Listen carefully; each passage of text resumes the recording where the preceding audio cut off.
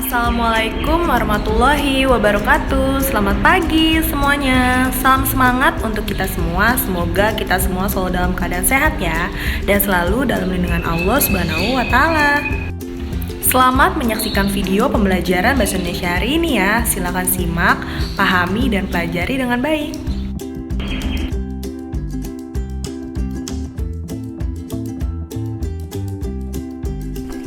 Halo semua, sekarang kita masuk di materi proposal KD.28.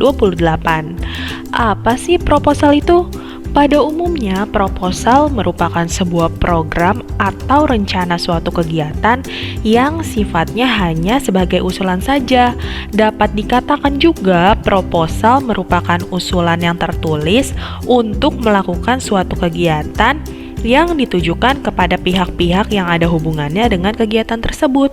Yang dimaksud dengan proposal adalah tulisan yang dibuat oleh penulis dengan maksud untuk menjelaskan rencana dan tujuan suatu kegiatan kepada para pembaca, sehingga mereka mendapatkan pemahaman tentang tujuan kegiatan tersebut secara lebih jelas dan detail. Jadi, dengan proposal diharapkan dapat memberikan informasi yang jelas kepada para pembaca sehingga mereka mengerti maksud dan tujuan proposal tersebut.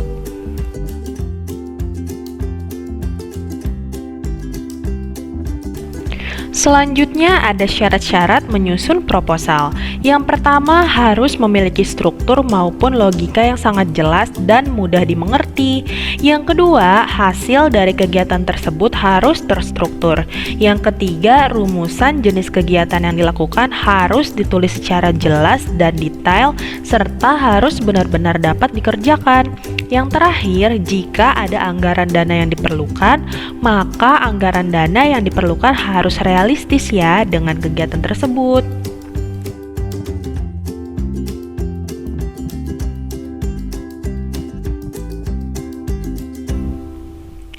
Yang berikutnya ada fungsi proposal. Fungsi proposal yang pertama adalah untuk melakukan penelitian yang ada kaitannya dengan sosial, budaya, ekonomi, dan lain-lain. Yang kedua, dapat digunakan untuk mengajukan atau mendirikan suatu usaha.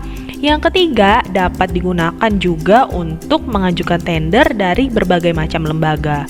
Yang keempat, dapat digunakan untuk mengadakan acara-acara kegiatan, misalnya seperti acara perayaan, seminar, latihan, perlombaan, dan lain-lain.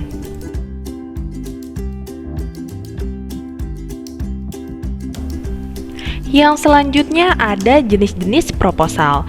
Jenis proposal secara umum terbagi ke dalam 4 jenis. Di antaranya yang pertama ada proposal bisnis, merupakan proposal yang ada kaitannya dengan dunia bisnis atau usaha.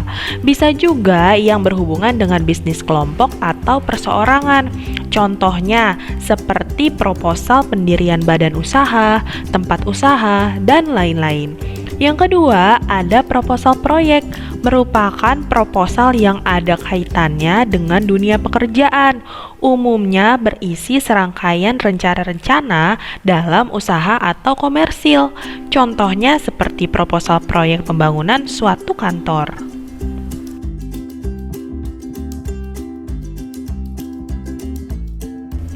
Berikutnya ada proposal penelitian, merupakan proposal yang sering digunakan pada bidang akademisi seperti penelitian untuk tugas akhir, tesis, dan lain-lain. Biasanya proposal ini digunakan untuk mengajukan suatu kegiatan penelitian yang akan dilakukan.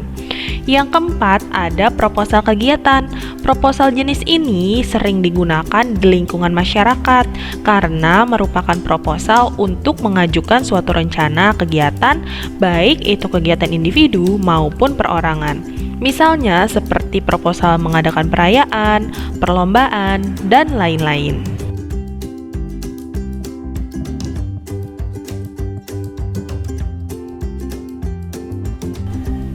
Selanjutnya ada jenis proposal berdasarkan bentuknya. Jenis proposal berdasarkan bentuknya dibagi ke dalam 3 jenis. Di antaranya, yang pertama proposal formal. Proposal ini isinya sangat lengkap, terdiri dari 3 bagian, di antaranya bagian pendahuluan, bagian isi, dan bagian penutup. Bagian pendahuluan terdiri dari sampul dan halaman judul, kata pengantar, ikhtisar, daftar isi, dan pengesahan atau permohonan. Yang kedua, bagian isi terdiri dari latar belakang masalah, batasan masalah, tujuan, anggapan atau pemikiran dasar, metodologi penelitian, fasilitas, personalia keuntungan, kerugian waktu, anggaran dana, dan lain-lain. Yang ketiga, dalam jenis proposal formal, sedangkan untuk bagian penutup terdiri dari daftar pustaka, lampiran, dan lain-lain. Berikutnya dalam jenis proposal berdasarkan bentuknya, yang kedua ada proposal non-formal. Proposal ini tidak seperti proposal formal yang lengkap, biasanya disampaikan hanya dalam bentuk surat. Biasanya selalu berisikan seperti permasalahan, saran-saran, pemecahan masalah, dan pengesahan atau permohonan. Yang ketiga ada proposal semi-formal, hampir sama seperti proposal non-formal karena isinya tidak selengkap atau tidak memenuhi syarat-syarat proposal formal.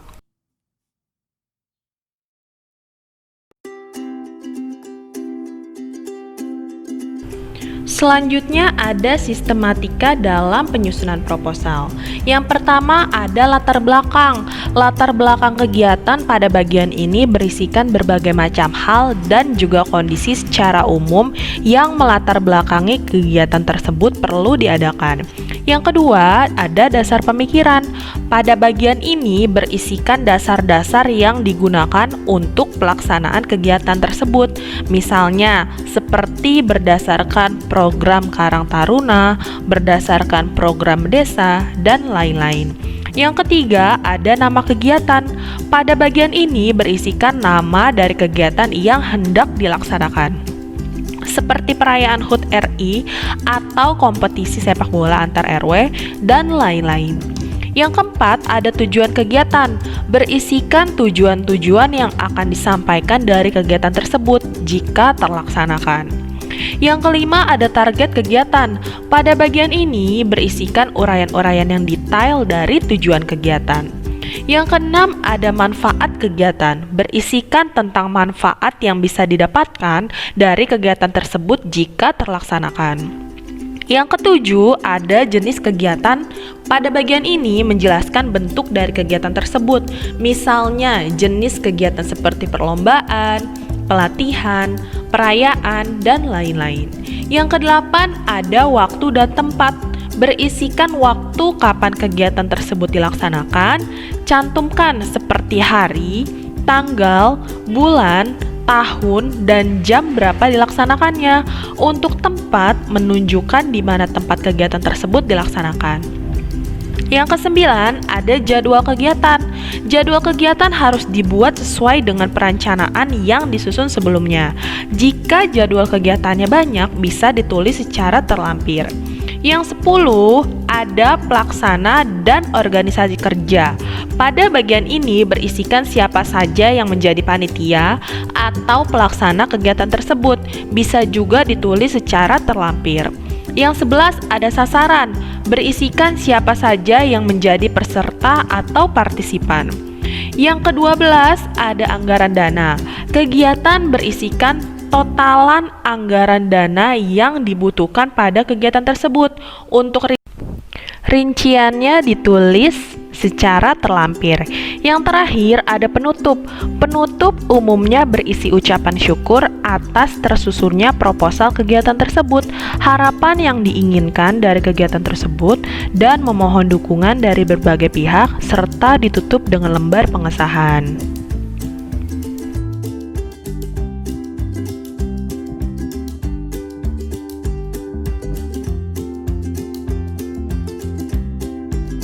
Nah, itulah pemaparan materi mengenai proposal.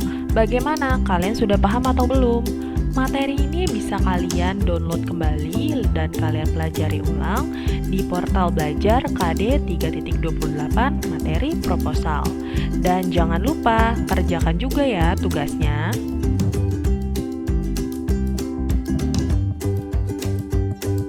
Terima kasih telah menyaksikan video pembelajaran Bahasa Indonesia hari ini. Semoga dapat menjadi manfaat dan pengetahuan bagi kita semua. Wassalamualaikum warahmatullahi wabarakatuh. Sampai jumpa.